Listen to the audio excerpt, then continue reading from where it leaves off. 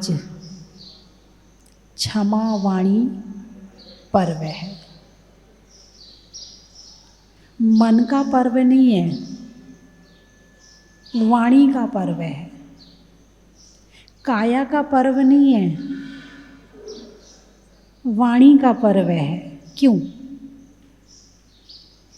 10 लक्षण पर्व में 10 धर्मों के द्वारा मन को इतना पवित्र बना लिया कि वाणी अब क्षमा मांगने के लिए तैयार हो गई। 10 लक्षण पर्व में आत्मा की शुद्धि हुई तो वाणी ने सामने वाले से क्षमा मांग ली और सामने वाले को क्षमा कर दिया। इसमें लेना भी है और देना भी है। साइड का रास्ता नहीं निकालना है। उत्तम क्षमा, उत्तम क्षमा, उत्तम क्षमा। आज का नियम है, उत्तम क्षमा कोई नहीं कहेगा। उत्तम क्षमा तो पहले दिन थी, आज उत्तम क्षमा नहीं है। आज तो क्षमा वाणी है, आज उत्तम क्षमा नहीं है। क्या? आज क्षमा वाणी है, इसलिए आज उत्तम क्षमा कहने का त्याग है। तो फिर क्या करें? फिर क्षमा वाणी पर्व कैसे मनाएं? सामने वाले से ये बोलना है कि मन से, वचन से, काया से, कृत से, कारित से, अनुमोदना से यदि मेरे द्वारा कोई आपके दिल में ठेस पहुंची हो, कष्ट हुआ हो, दुख हुआ हो, परेशानी हुई हो, पीड़ा हुई हो, तो उसके लिए हम आपसे क्षमा मांगते हैं और हम आपको क्षमा करते हैं। ये बोलना है आज। नहीं तो उत्तम क्षमा कह के अपना अभिमान वहाँ का वहाँ बनाए रखते हो, लीपापोती कर देते हो और काम खत्म कर देते हो। बड़ा अहंकार है। नरक में जब जन्म होता है तो जन्म के पहले समय में क्रोध कषाय का उदय आता है। त्रियंच गति में जब जन्म होता है तो जन्म के समय पहले समय में माया कषाय का उदय आता है। देवगति में जब जन्म होता है तो जन्म के पहले समय में लोभ कषाय का उदय होता है। और मनुष्य पर्याय में जब जन्म होता है तो पहले समय में मान कषाय आती है। ये जन्म के पहले समय से ये मान कषाय आती है और इस मान कषाय के कारण से सारे जीवन अपनी नाक उठाए, मैं बड़ा, मैं बड़ा, मैं बड़ा। मैं कैसे मांग लूँ? उसने नहीं मांगी तो मैं कैसे मांग लूँ? जब वो जजने नहीं कर रहा तो मैं कैसे कर लूँ? जो मेरी तरफ नहीं देख रहा तो मैं कैसे उससे बोल लूँ? ये मान कषाय पूरी जिंदगी इतना परेशान करती है कि सामने वाले से क्षमा भी मांगने नहीं देती है। पता है, जो अपनी नाक के चक्कर में पूरी जिंदगी रहता है ना, मेरी नाक ऊंची रहे, मेरी नाक ऊंची रहे, पता वो मरकर क्या बनता है? हाथी बनता है। पर इतनी लंबी नाक मिलती है कि नाक लिए लिए घूमते रहो सारी दुनिया में, नाक को ही संभालते रहना। हाँ हाँ, बिल्कुल इसको मजाक मत समझना, ये बिल्कुल सही बात है। जो सारी जिंदगी नाक के चक्कर में मिलता है उसे नाक ही मिलती है। जो चाहोगे वो ही मिलेगा, प्रकृति वो ही देती है, कर्म वो ही देता है। तुम नाक के चक्कर में थे ना, किसी के सामने झुकना नहीं चाहते थे, किसी के आप बोलना, आगे होके बोलना नहीं चाहते थे, हैं, उससे क्षमा नहीं मांगना चाहते थे, उसे क्षमा नहीं करना चाहते थे। किस चक्कर में? नाक के चक्कर में। नाक के चक्कर में किया ना, इतनी बड़ी नाक मिली, इतनी बड़ी नाक मिली, अब नाक को उठाए उठाए घूमते रहो, संभालते रहो नाक को। आज के दिन अपने अहंकार को कम करके और क्षमा मांगना है। क्या करना है? क्षमा मांगना है। क्षमा कौन मांगता है? क्षमा वीरस्य भूषणम। एक पहलवान अखाड़े में ललकार रहा है। कोई है जो मेरे साथ में युद्ध कर सके, मेरे साथ में अपनी पहलवानी दिखा सके, मुझे हरा सके? कोई है यहाँ पर? कोई नहीं है। एक पतला सा आदमी, अहंकार ज़्यादा था। अच्छा चल मैं दिखाता हूँ तुझे। पहुँच गया उसके सामने। अब पहलवान तो पहलवान, दिन भर तो व्यायाम करता है, खूब घी खाता है, खूब दूध खाता है, शरीर की शक्ति को बढ़ा लिया है। और वो जो 8 बजे सो के उठता है, खाने में भी रूखा सूखा खाता है और कुछ नहीं करता, तो पहलवान में लिया और एक बार में उसे पटक दिया। वो उठ के खड़ा हुआ, हाथ झाड़ता हुआ बोले, जा तुझे क्षमा किया।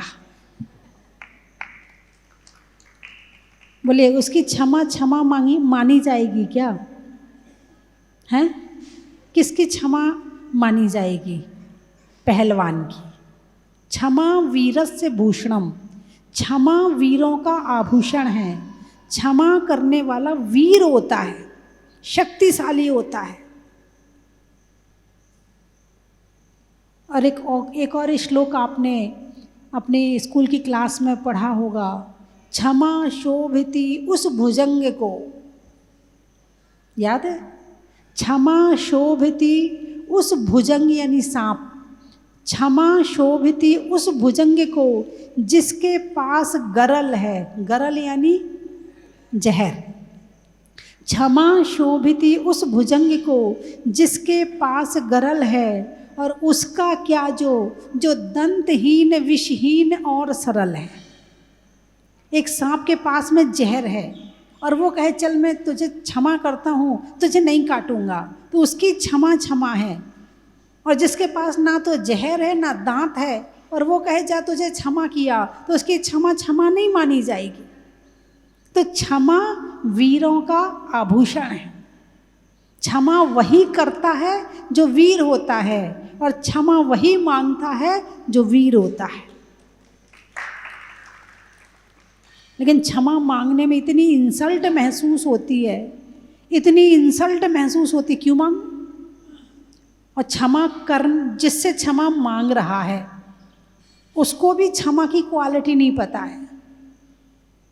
वो भी अपने अभिमान में खड़ा, जा तुझे क्षमा किया, जा क्षमा किया।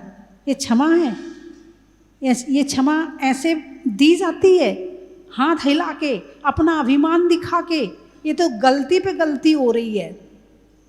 और क्षमा मांगने वाला सॉरी कह तो दिया, सॉरी, और क्या करें, मर जाएं क्या? सॉरी कह तो दिया।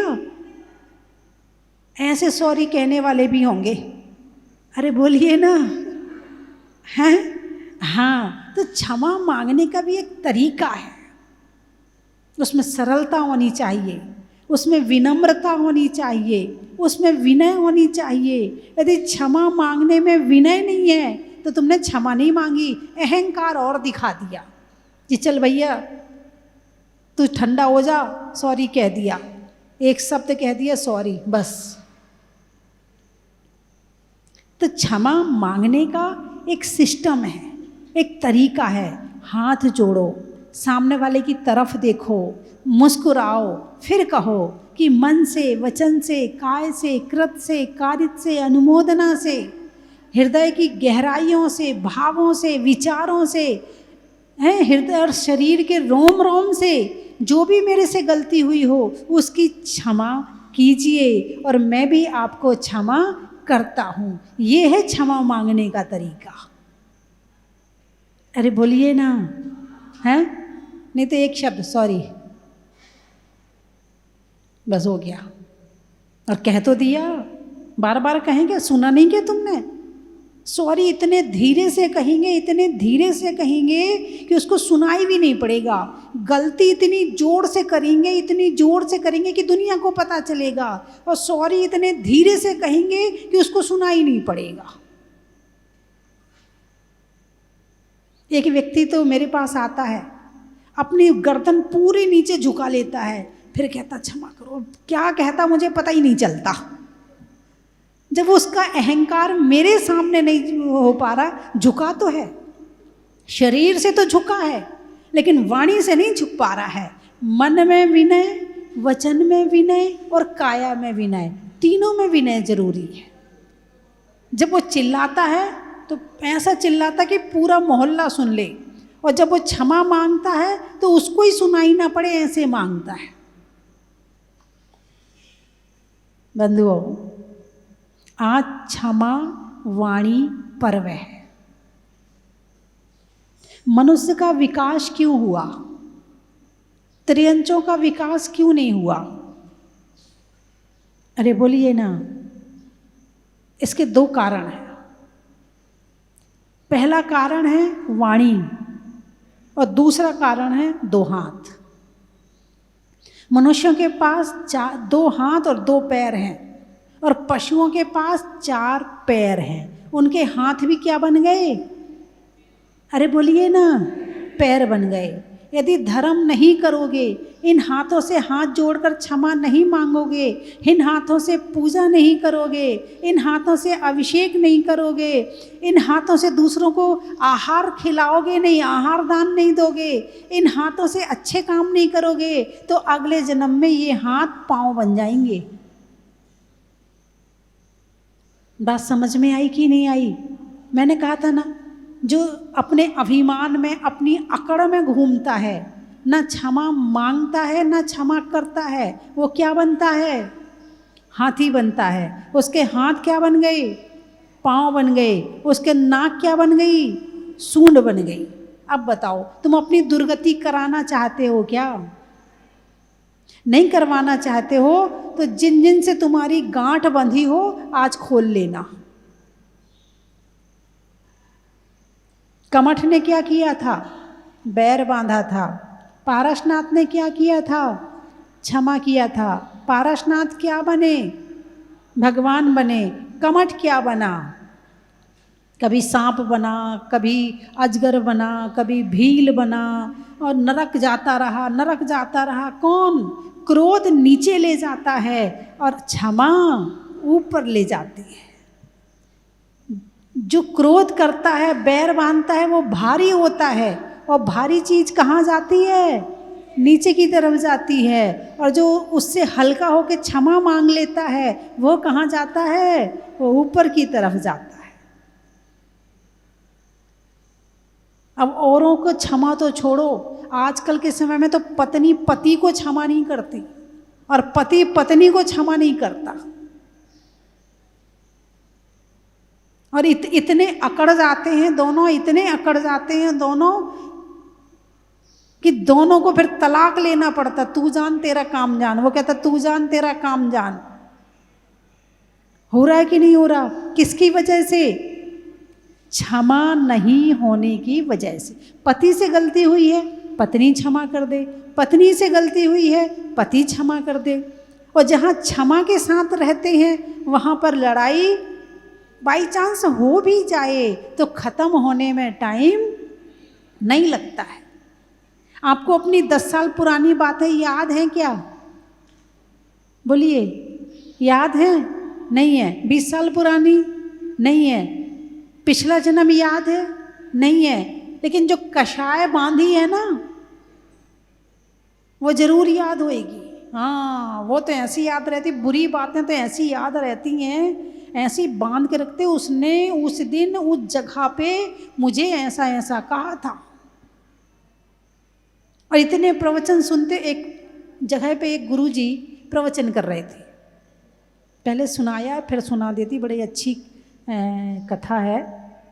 कथा नहीं है, एक समझाने के लिए उदाहरण है। प्रवचन कर रहे थे, उनके संग में एक शिष्य था। उसने गांव वालों की परीक्षा ली।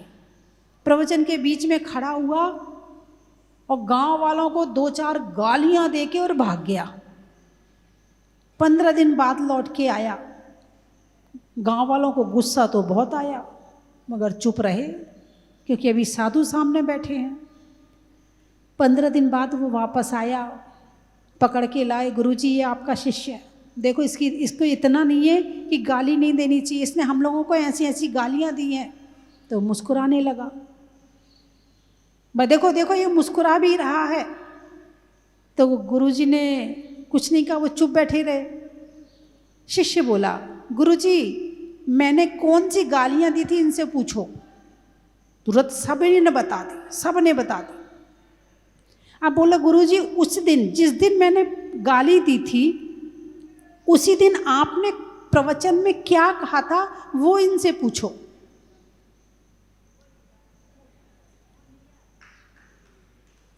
किसकी कहानी है ये?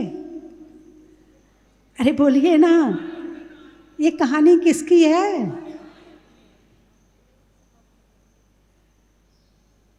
तुम पकड़ते वो ही हो। तुम्हारी पकड़ में बुरी चीज आ रही है, तुम्हारी पकड़ में अच्छी चीज आ ही नहीं रही है। तुम इकट्ठी ही बुरी चीज करते हो, तुम याद ही बुरी चीज को करते हो, इसलिए दिमाग खराब रहता है। अच्छी चीज को पकड़ो, अच्छी चीज विचारों में रखो तो दिमाग अपने आप सही रहेगा। दिमाग खराब होने का कारण क्या? बहू ने ऐसा कह दिया, सास ने ऐसा कह दिया, और याद क्यों रहती है वो भी बता दूं आपको कारण। किसी ने आपको बुरा कहा, कोई भी बात कही, वो बात आपके दिमाग में घूमती है। उसने ऐसा कह दिया, उसने ऐसा कह दिया, उसने ऐसा कह दिया। फिर आपके पास किसी का फ़ोन आया, आपके अपने का, बात हुई, उसने मुझे ऐसा कहा। 2-4 बार जनों को फ़ोन पे भी बता दिया। मंदिर में पूजा करने बैठे तो भगवान याद नहीं आए, वो ही दिमाग में चलता रहा। तो आपने उस बात को कितना रिपीट किया। जब बच्चे की परीक्षा होती है तो बच्चा क्या करता है? एक एक क्वेश्चन आंसर को कई बार रिपीट करता है। मैं जाकर भूल ना जाऊं, परीक्षा में जाकर के भूल ना जाऊं, रिपीट करता, बार बार रिपीट करता है। वो बात उसे याद हो जाती है और परीक्षा में अच्छे से लिख के आ जाता है ना। ऐसे ही जो बातें रिपीट करी जाएं वो हमारे अंदर के गहराई में पहुंच जाती हैं, और जो बातें रिपीट ना करी जाएं वो ऊपर के ऊपर ही निकल जाती हैं। बात समझ में आई कि नहीं आई? तो आपने रिपीट क्या किया? बोलिए ना, प्रवचन रिपीट किया क्या? आज प्रवचन सुन रहे हो, ये रिपीट करोगे क्या? ये किसी को सुनाओगे, आज माता जी ने ऐसा कहा था, आज माता जी ने ऐसा कहा था, किसी को सुनाओगे क्या? नहीं सुनाओगे हैं? तुम अच्छी बातें रिपीट नहीं करते हो, इसलिए वो तुम्हें याद नहीं होती हैं।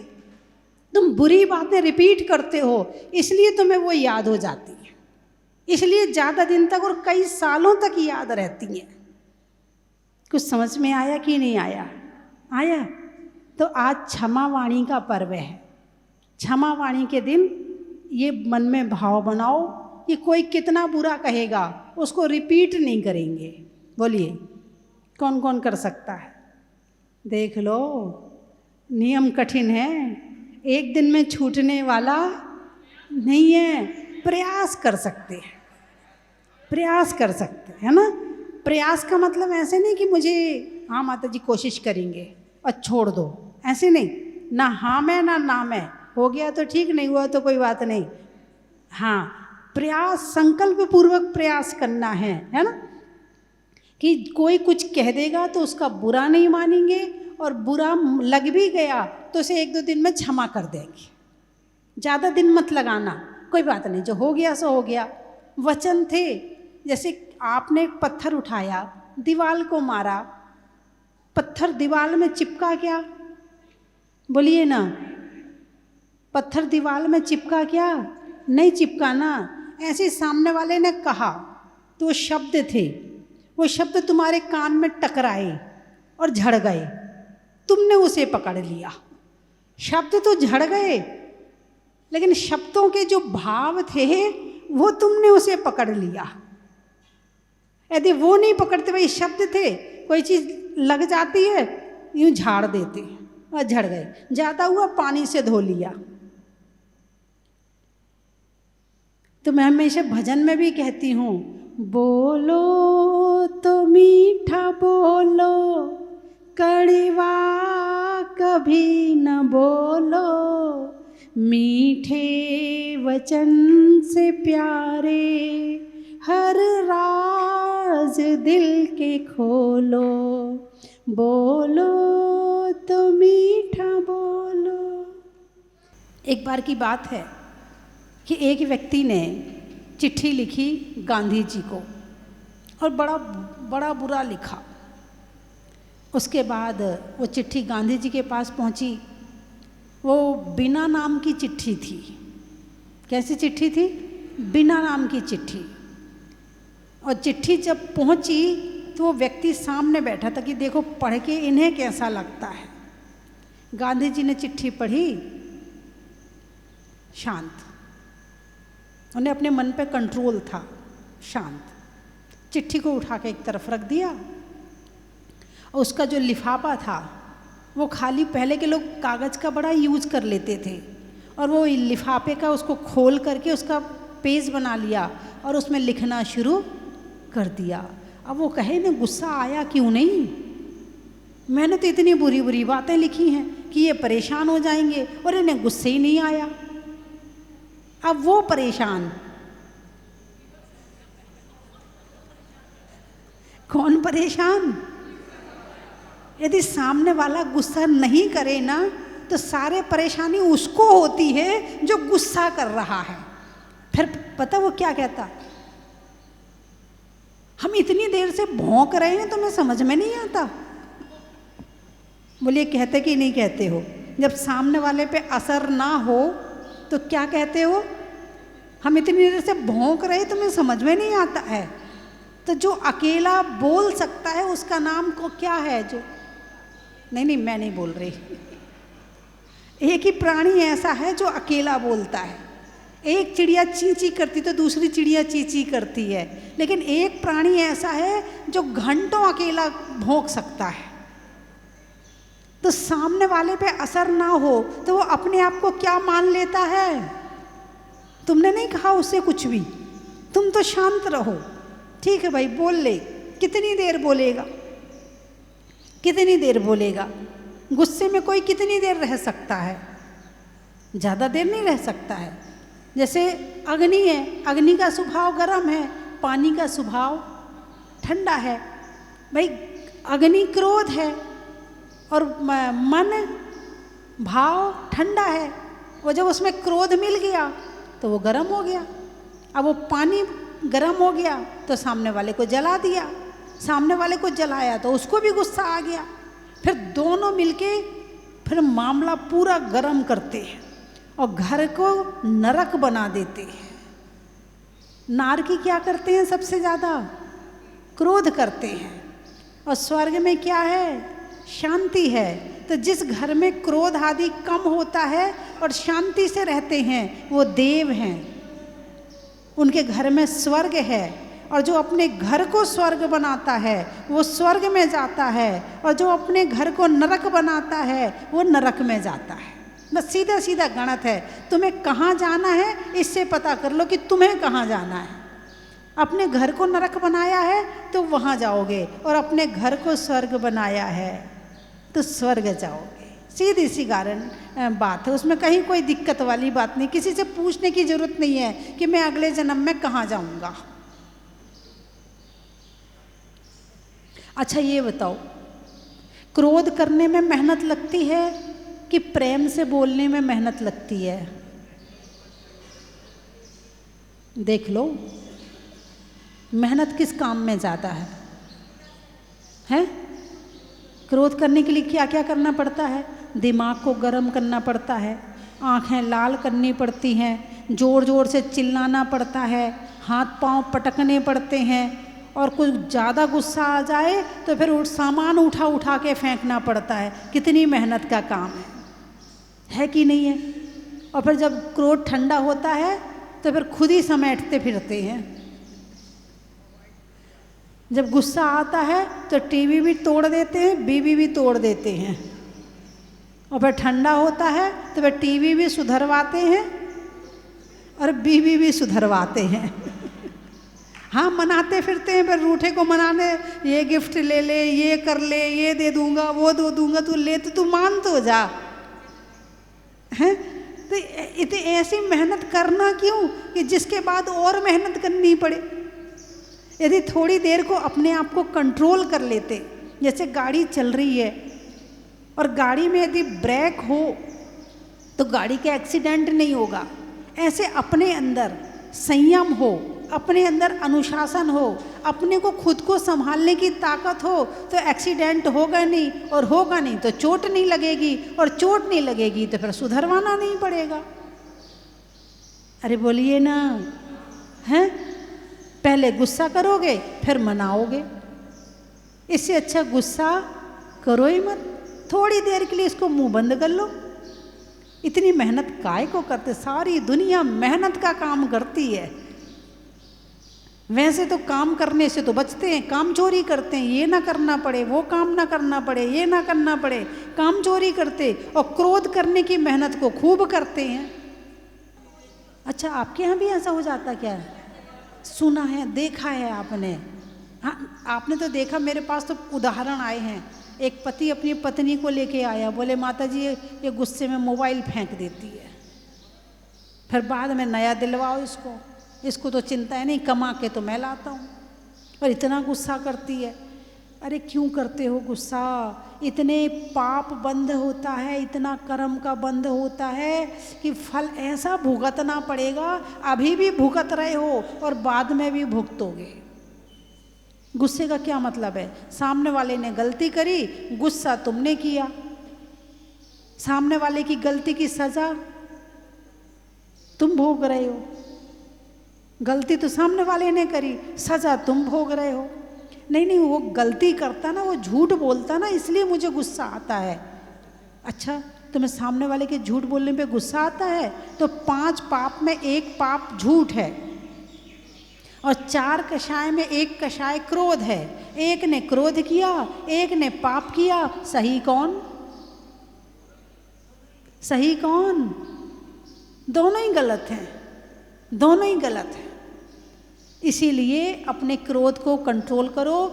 क्रोध करने से सामने वाले का बुरा हो या ना हो, तुम्हारा बुरा जरूर हो जाता है।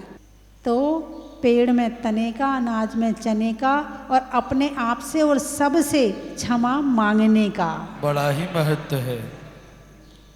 नदी में नाव का, मनुष्यों के स्वभाव का, और क्षमा मांगने पर अच्छे अच्छे भाव का।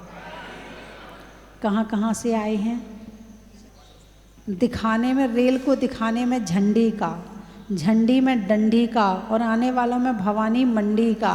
बड़ा ही महत्व है। मिठाइयों में मावा का, शादी के सावा का, और आने वालों में इटावा का। बड़ा ही महत्व है। क्या बताया था? महाराष्ट्र। जंगल में शेर का, फलों में बेर का, और आने वालों में संगमनेर का। बड़ा ही महत्व है। तुम सर, शरीर में सर का, पक्षी में पर का, और आने वालों में तुम सर का। बड़ा ही महत्व है। देवली। फूल में कली का, तपस्या में बाहुबली का, और आने वालों में देवली का। बड़ा ही महत्व है। पिड़ावा। अच्छा। बीमार में दवा का, रुपयों में सवा का, और आने वालों में पिड़ावा का। बड़ा ही महत्व है। सोनगिर। अच्छा। शरीर में सिर का, बातों में फिर का, और आने वालों में सोनगिर का। बड़ा ही महत्व है। बारसोई। अच्छा। बाल कटाने में नाई का, बैठने में चटाई का, और आने वालों में बारसोई का। बड़ा ही महत्व है। पेड़ में अष्टपद यात्रा का। भाई बहुत कठिन है, मत बुलवाओ। हिंदी में बात मात्रा का, स्कूल में छात्रा का, और कैलाश पर्वत की यात्रा का। बड़ा ही महत्व है। अजमेर।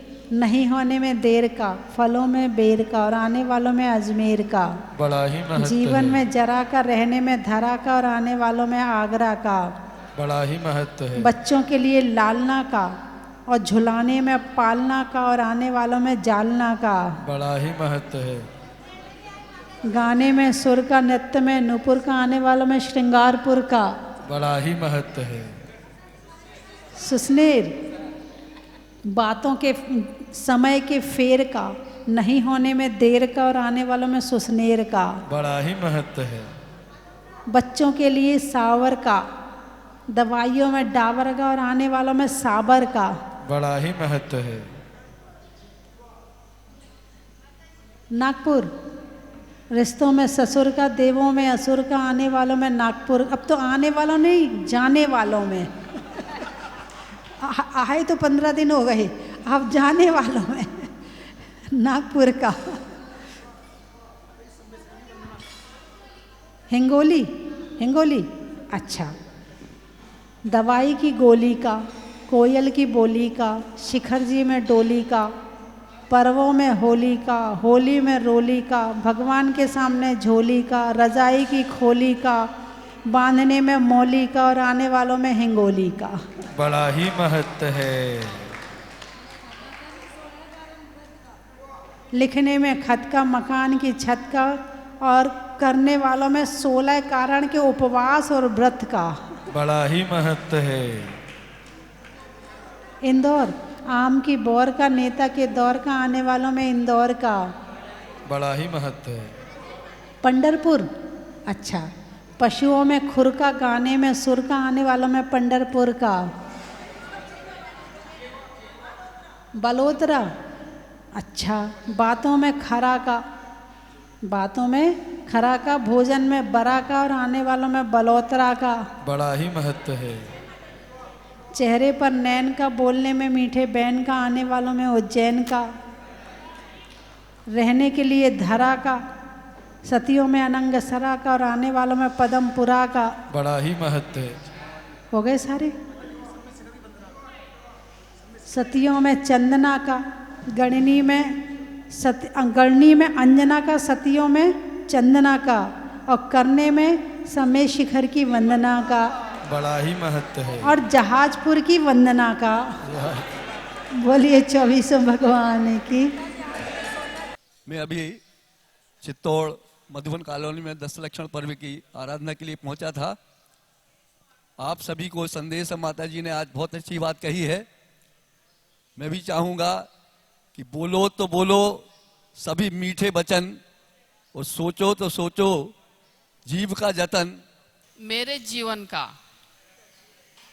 कहना चाहिए कि टर्निंग पॉइंट है लाइफ का, जो माता जी ने राजमाता बोला है। और मैं यह आत्मा मुनि सुरतनाथ भगवान की साक्षी में माँ की गोद से आशीर्वाद चाहती हूँ कि मेरी आंतरिक परिणति इतनी विशुद्धि के साथ आगे बढ़े। आप सभी आत्माओं से यह आपकी बहन बेटी आशीर्वाद चाहती है।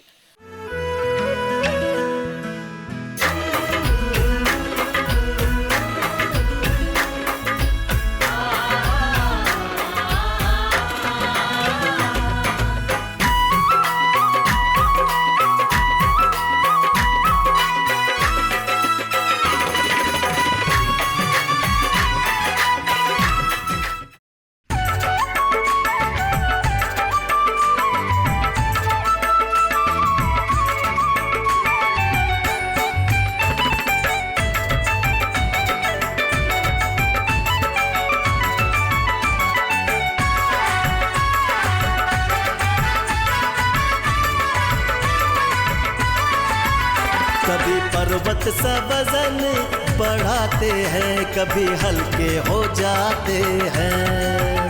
कभी पर्वत सा वजन बढ़ाते हैं, कभी हल्के हो जाते हैं। अपने भक्तों का मान बढ़ाते हैं, पल में हल्के हो जाते हैं। अपने भक्तों का मान बढ़ाते हैं, पल में हल्के हो जाते हैं। जय मुनि सुब्रत नाथ की, जय मुनि सुब्रत नाथ की, जय मुनि सुब्रत नाथ की, जय मुनि सुब्रत नाथ की। जय मुनि सुब्रत नाथ की, जय मुनि सुब्रत नाथ की, जय मुनि सुब्रत नाथ की, जय मुनि सुब्रत नाथ की।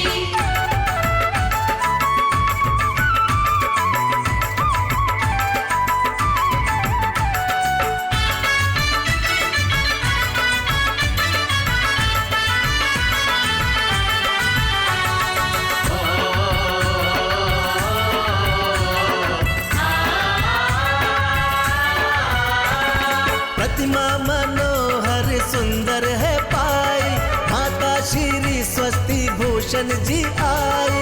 माता श्री स्वस्ति भूषण जी यहाँ आई। स्वस्ति धाम में पावन प्रभु जी विराजे, चारों दिशा से लोग दर्शन को आते। चारों दिशा से लोग दर्शन को आते। नित्य नए अतिशय यहाँ पे आए, कभी पर्वत सा वजन बढ़ाते हैं, कभी हल्के हो जाते हैं। कभी पर्वत सा